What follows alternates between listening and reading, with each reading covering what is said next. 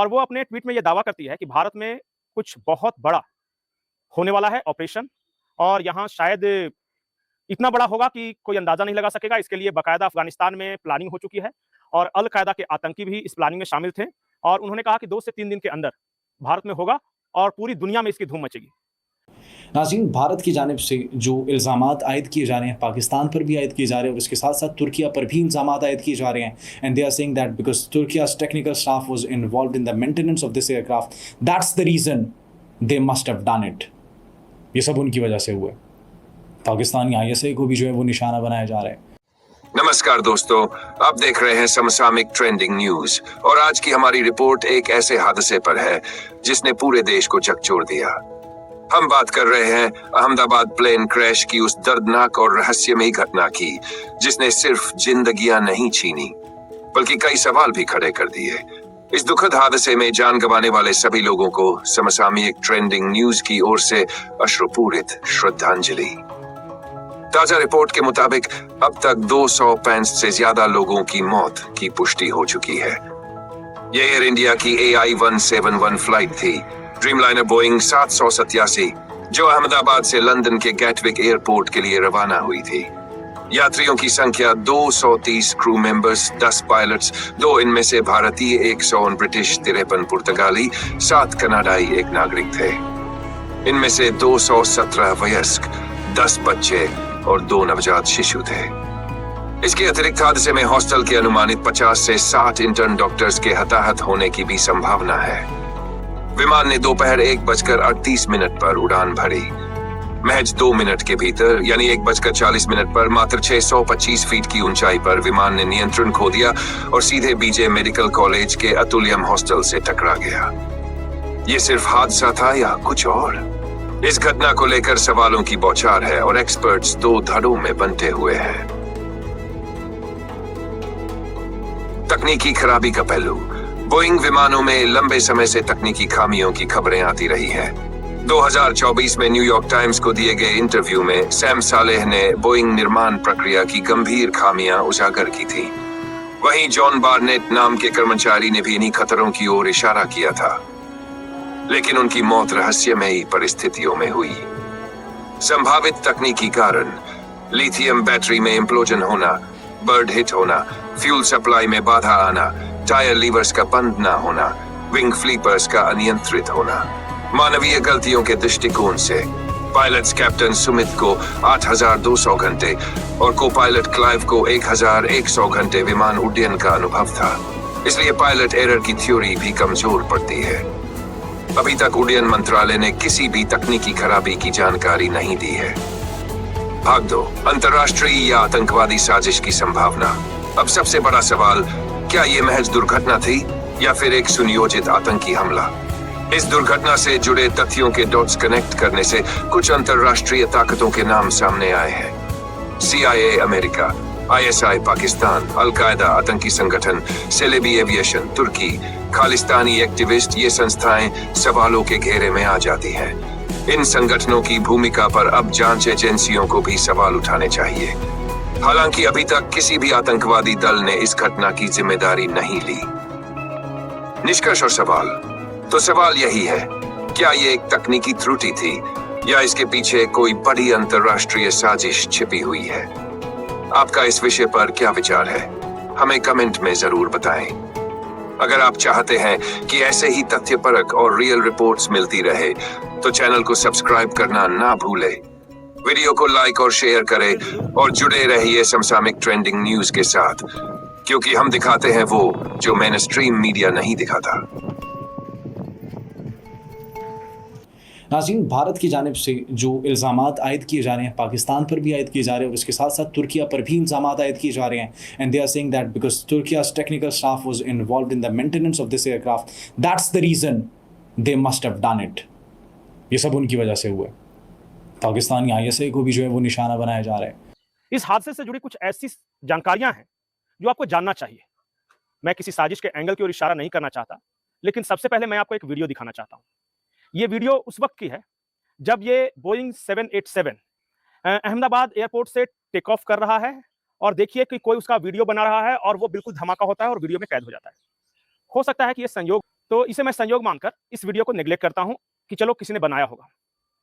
अब एक ट्वीट देखिए, और ये ट्वीट सारा एडम्स नाम की एक महिला का है, और 9 तारीख को ये ट्वीट किया गया है, और वो अपने ट्वीट में ये दावा करती है कि भारत में कुछ बहुत बड़ा होने वाला है ऑपरेशन, और यहाँ शायद इतना बड़ा होगा कि कोई अंदाजा नहीं लगा सकेगा। इसके लिए बाकायदा अफगानिस्तान में प्लानिंग हो चुकी है, और अल कायदा के आतंकी भी इस प्लानिंग में शामिल थे, और उन्होंने कहा कि 2 से 3 दिन के अंदर भारत में होगा और पूरी दुनिया में इसकी धूम मचेगी। अब सारा एडम्स के बारे में जब मैंने उनके ट्विटर प्रोफाइल पे खंगाला तो बहुत ज्यादा नहीं वो इस तरह के क्लेम कर रही है, लेकिन बहुत सारे लोग उन्हें FBI लेडी बताते हैं। मतलब कि CIA, FBI से वो नियमित संपर्क में रहती है, CIA के लिए काम भी कर चुकी हैं साउथ एशिया में, और उनके सूत्र बहुत स्ट्रांग होते हैं।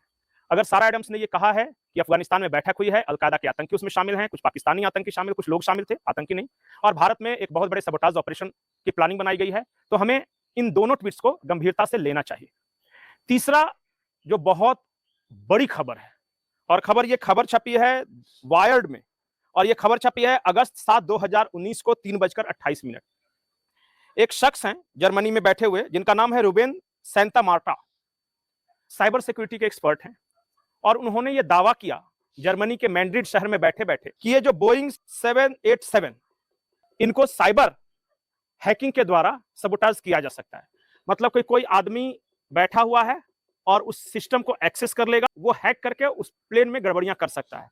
और इसमें उन्होंने साफ तौर पे लिखा है कि खास करके टेक ऑफ और लैंडिंग के वक्त हैक करने के चांसेस सबसे ज्यादा रहते हैं, क्योंकि सारे सिस्टम्स ऑन उस वक्त रहते हैं, फुली फंक्शनल रहते हैं। तो अगर कोई आदमी पहले से बैठकर इसकी तैयारी कर रहा हो तो वो साइबर हैकिंग की जा सकती है। तो क्या साइबर हैकिंग के द्वारा ये प्लेन हादसा कराया गया? और तब मैं वो पहले वाले वीडियो की तरफ आता हूं कि एक आदमी पूरा वीडियो बना रहा है कि कैसे टेक ऑफ किया है और कैसे उड़ा है और कैसे धमाका हुआ है।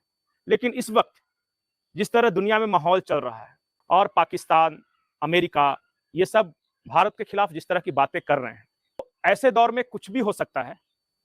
और अगर पाकिस्तान में बैठकर ये साजिश रची गई है, अफगानिस्तान में पाकिस्तानी एलिमेंट्स ने ये साजिश रची है, जैसा कि सारा एडम्स इशारे कर रही है, तब तो ये और गंभीर बात हो जाती है। और अगर CIA को इसकी जानकारी थी तो अमेरिका को इस बात का जवाब देना होगा कि क्या अमेरिका की गुप्तचर एजेंसी CIA को इस हादसे की जानकारी थी, और अगर जानकारी थी तो क्या उन्होंने भारतीय एजेंसियों के साथ शेयर करने की जहमत उठाई, या वो खामोश रह गए? कहीं ऐसा तो नहीं ये पाकिस्तान और अमेरिका का ज्वाइंट ऑपरेशन था? मैं ज्वाइंट ऑपरेशन इसलिए बोल रहा हूं कि नूर खान बेस को लेकर तरह तरह की कहानियां सामने आ रही है। एक कहानी यह है कि पाकिस्तान के नूर खान बेस में अमेरिका के न्यूक्लियर एसेट्स रखे हुए थे, भारत ने हमला किया, अमेरिका के एसेट्स बर्बाद हुए हैं, और उसके बाद से अमेरिका और असीम मुनीर और दोनों हमेशा साथ साथ बहुत क्लोज आ गए हैं। क्या भारत से बदले के लिए यह प्लान रचा गया और इस तरह से हमारे एक एयर इंडिया के प्लेन को सबोटाज किया गया? और आप इसके साथ जोड़ सकते हैं कि क्या खालिस्तानी आतंकी जो पन्नून था उसके नेटवर्क का इस्तेमाल किया गया, या फिर पाकिस्तान के आतंकी नेटवर्क का इस्तेमाल किया गया? क्या सचमुच साइबर हैकिंग के द्वारा इस प्लेन को क्रैश कराया गया? क्योंकि कई लोग तरह तरह के सवाल उठा रहे हैं कि टेक ऑफ के वक्त वो जो डायना होता है उसका जो प्लेट्स फ्लैप होता है वो ऊपर नहीं था तो नीचे था, नीचे नहीं था तो ऊपर था। मैं उसके डिटेल्स में नहीं जा रहा हूं। रो रहे हैं, अपने अपने परिजनों के लिए सरकार से गुहार लगा रहे हैं, लेकिन ऐसे वक्त में इन सवालों का जवाब ढूंढना बहुत जरूरी है। सवाल तो ये भी उठ रहे हैं कि कोई भी अगर प्लेन उड़ता है तो उससे पहले, टेक ऑफ से पहले साइबर सिक्योरिटी का ख्याल रखा जाता है, पहले इंटेलिजेंस शेयरिंग की जाती है उस विमान की और जो कंट्रोल रूम नीचे है, या फिर ये कोई आतंकवादी हमला है, या फिर ये पाकिस्तान की साजिश है, या कोई भी ऐसा जो आतंकवाद फैलाना चाहता हो उसकी साजिश है? क्या ये साइबर अटैक है? क्या उस पूरे सिस्टम को हैक कर लिया गया? बहुत सारे सवाल सामने आ रहे हैं एक्सपर्ट्स ने कि ये सबोटाज करने की कोशिश की गई है, ऐसा कहा जा रहा है। न्यूज़ 24 पर एक्सपर्ट्स ने कुछ बड़े खुलासे किए हैं। मैं चाहूंगी सबसे पहले आप ये बाइट सुनिए। मतलब आपको भी शक है कहीं थोड़ा बहुत केस में सबोटाज हो सकता है? बिल्कुल मैं इसलिए कह रहा हूं क्योंकि जो हमारे मिलिट्री के जहाज होते हैं और जो सिविल के जहाज होते हैं, सिविल के जहाज में एक के बाद एक आधुनिकतम सुविधाएं दी जाती हैं, stand by two stand by features होते हैं, क्योंकि उसमें हम सिविल पैसेंजर्स को डील करते हैं, सिविलियंस को डील करते हैं। और जो मिलिट्री के जहाज हमारे होते हैं उसमें हम इस तरीके से उसको बनाया जाता है कि स्पीड ज्यादा होती है, फ्लाइंग टाइम कम होता है, एयर टू एयर रिफ्यूलिंग की सुविधा होती है, लेकिन हमारा काम डिस्ट्रक्शन का होता है और एक ही बंदा बैठ सकता है या 2 बैठ सकते हैं, और उसके लिए भी हमने इजेक्शन सीट लगा रखी है। लेकिन सिविल एयरक्राफ्ट में आपके आज की डेट में 4 इंजन होते हैं, एक फेल हो गया, दूसरा, तीसरा, चौथा, उसके बाद में आपका पूरा जहाज जीपीएस कंट्रोल्ड है। आपने देखा कि जीपीएस अमेरिका का है, क्लोना सिस्टम रशिया का है, तो इसमें सबोटाज की संभावना इसलिए मुझे ऐसी लगती है अंदर से, क्योंकि मैं फौजी रहा हूं तो मैं उस तरीके से भी सोचूंगा। सबोटाज का सिर्फ पायलट से ही मतलब नहीं है। सबोटाज डिफरेंट लेवल पे होता है, हो सकता है। टेक्निकल स्टाफ जिसको मेंटेनेंस करना था, टीआरएस जिसको बोलते हैं, तो वो इंजीनियर तो गए ना जहाज पे, अहमदाबाद में लैंड जब किया दिल्ली से आके, तो जहाज पे टेक्नीशियंस गए, उन्होंने सारे उसके टेक्निकल पैरामीटर्स को चेक किया, हाथ लगाया। तो बहुत, चूंकि हम लोग फौजी हैं और ठीक है उन्होंने बोला, और इस तरह की जब भी घटना होती है आप विश्वास मानिए, bureau of civil aviation on security जो है, वहां जितने टेक्निकल स्टाफ हैं जिनकी एक्सेस हुई होगी, सबों को घेरे में लिया जाएगा, सबसे पूछताछ होगी, सारे शक के दायरे में होंगे। हम कोई भी संभावना से इनकार नहीं कर सकते इतनी बड़ी दुर्घटना में। हो गई थी ऑलरेडी बीइंग अ फौजी कि हो सकता है, क्योंकि ये एक ऐसा रेयर केस है, बहुत ही रेयर केस है। एवियोनिक्स आपका स्ट्रांग है, पायलट आपका ट्रेन है, सब कुछ है, एंड अचानक से और आप माना कि एक एंगल और देखिए छोटा सा है कि भाई कुछ ऐसी खराबी या ऐसी कुछ छेड़छाड़ हो सकता है, हम संभावनाओं की बात कर रहे हैं, कुछ भी ऐसी संभावना कि भाई उसने ऐसा कुछ कर दिया कि इमीडिएटली लॉस हुआ, इमीडिएटली, है ना। सो कोई भी जो अगर छेड़छाड़ भी करी गई है तो वो इस लेवल पे ही करी गई है कि बहुत जल्दी एक्शन हो जाए, बहुत जल्दी जो जहाज का नुकसान होना है वो हो जाए। सो ये एक एंगल है जो हालांकि 100% जब इन्वेस्टिगेशन होगी इसको मद्देनजर 100% रखा जाएगा। और बाकी जो चीजें हमने इतनी सारी डिस्कस करी कि बोथ इंजन का हमें यहाँ पे लॉस ऑफ पावर दिखाई दे रहा है जहां तक वीडियो का सवाल है। नाज़रीन, अब इसके पीछे जो हक़ाइक़ हैं, जो माहिरीन की जानिब से बताए जा रहे हैं, जो कि एनालिस्ट्स की जानिब से बताए जा रहे हैं, दे आर सेइंग दैट जब वो तैयारा टेक ऑफ करने के लिए तैयार होता है, तो जब वो टेक ऑफ बिल्कुल जैसे ही करता है तो वहाँ से जो है डस्ट उड़ती हुई दिखाई देती है। अब वो डस्ट जब उड़ती हुई दिखाई देती है तो रनवे के ऊपर तो डस्ट नहीं होती, मट्टी नहीं होती, और एयरपोर्ट की अगर लंबाई की बात करें, रनवे की लंबाई की बात करें, तो वो तकरीबन 2.5 से 3-4 किलोमीटर तक की होती है। इसका मतलब ये दिफाई माहिरीन की जानिब से, एरोनॉटिकल इंजीनियर्स की जानिब से, एविएशन एक्सपर्ट्स की जानिब से कहा जा रहा है कि जहाज़ ने पूरी कोशिश की कि वो टेक ऑफ कर सके, लेकिन पूरे रनवे के दौरान रनवे का एंड हो गया लेकिन वो टेक ऑफ नहीं कर सका, जिसके बाद बिल्कुल एंड पर जाकर उसके जो है वो टेक ऑफ किया और वो फिर डस्ट उड़ती हुई दिखाई दी वीडियो के अंदर। और फिर नाज़रीन जब वो टेक ऑफ कर लेता है तो फिर उसके 30 सेकंड बाद जो है वो गिरकर तबाह हो गया। अब ये टेक्निकल फॉल्ट था, फिर ये भी नहीं कहा जा सकता इसका इंजन ख़राब था या ख़राब नहीं था, क्योंकि इसके 2 इंजन होते हैं। अगर एक इंजन ख़राब हो तो फिर दूसरा इंजन जो है वो ऑटोमेटिकली चालू हो जाते हैं। अब अगर दोनों इंजन ख़राब थे तो फिर ये उनके टेक्निकल स्टाफ की जो है वो के ऊपर एक सवालिया निशान आता है कि तैयारे को उड़ान भरने से पहले चेक क्यों नहीं किया गया था एक मुसाफिर तैयारे को। फिर सिस्टम, अगर एक सिस्टम फेल हो गया तो प्लान बी भी इनके पास रेडी होता है। तो क्या ये अगर विमान उड़ा था तो इसकी चेकिंग नहीं की गई थी? बड़ा सवाल है। इनफैक्ट इसमें एक एक्सपर्ट तो ये भी बता रहे हैं कि लोड फैक्टर भी हो सकता है, लोड फैक्टर का मिसकैलकुलेशन भी एक बड़ा जो कारण हो सकता है हादसे का, एक्सपर्ट्स ये बता रहे हैं। और देखिए लैंडिंग गियर अच्छे से बंद नहीं हुआ होगा, ये भी भाई खामियां तो बहुत हो सकती है ना। तो प्लेन क्रैश के जो कॉमन फैक्टर्स होते हैं जो एक्सपर्ट्स ने बताया वो ये है कि अगर लैंडिंग गियर जो होता है वो अगर बंद नहीं हुआ होगा तो वो उड़ते ही अटक गया होगा। ऐसे बोइंग के ये खटारा विमान मौत के सौदागर बनकर आसमान में उड़ रहे हैं। 2013 की बात है, 2 नए ड्रीमलाइनर 787 विमान जापान की 2 एयरलाइन कंपनियों के बेड़े में शामिल किए गए थे। इनमें लगी बैटरी में आग लग गई। आग लगने के चलते उसकी इमरजेंसी लैंडिंग करवानी पड़ी। अमेरिका की फेडरल एविएशन एडमिनिस्ट्रेशन ने 3 महीने के लिए दुनिया भर में सभी ड्रीमलाइनर विमानों की उड़ानों पर रोक लगा दी थी। उसके बाद बोइंग ने अपने बैटरी सिस्टम और उसके इंजन की गर्मी से बचाने के तरीके में कई सुधार किए थे। 2020 से 2022 के दौरान ड्रीमलाइनर में कई मैन्युफैक्चरिंग डिफेक्ट की खबरें आई थी। बोइंग ने भी माना था कि ड्रीमलाइनर की मैन्युफैक्चरिंग में कई तरह के फॉल्ट्स हैं। अप्रैल 2024 में दोस्तों बोइंग में काम करने वाले एक विस्ल ब्लोअर ने दावा किया था कि ड्रीमलाइनर 787 की बॉडी के कुछ हिस्से ठीक से नहीं जुड़े हैं और ये उड़ानों के दौरान बीच में ही टूट सकते हैं। ये विस्ल ब्लोअर इंजीनियर सैम साले थे जो 10 साल से ज्यादा समय से बोइंग में काम कर रहे थे। बोइंग में लंबे समय तक काम कर चुके जॉन बर्नेट ने 2024 में ड्रीमलाइनर 787 की सेफ्टी को लेकर के कई सवाल उठाए थे। मार्च 2024 में उनकी रहस्यमयी परिस्थितियों में मौत हो गई थी।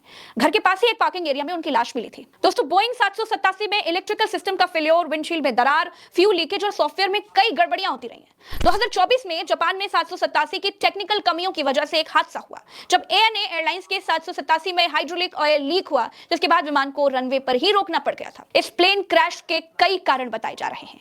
पहला कारण है डबल इंजन फेल्योर, यानी दोनों ही इंजन एक साथ फेल हो गए। दूसरा है स्टॉल हो जाना, मतलब जब विमान की नोज यानी आगे निकली हुई जो एक चोंच होती है वो बहुत ज्यादा ऊपर की ओर हो जाती है तो विंग्स पर हवा का प्रवाह सही तरीके से नहीं हो पाता है।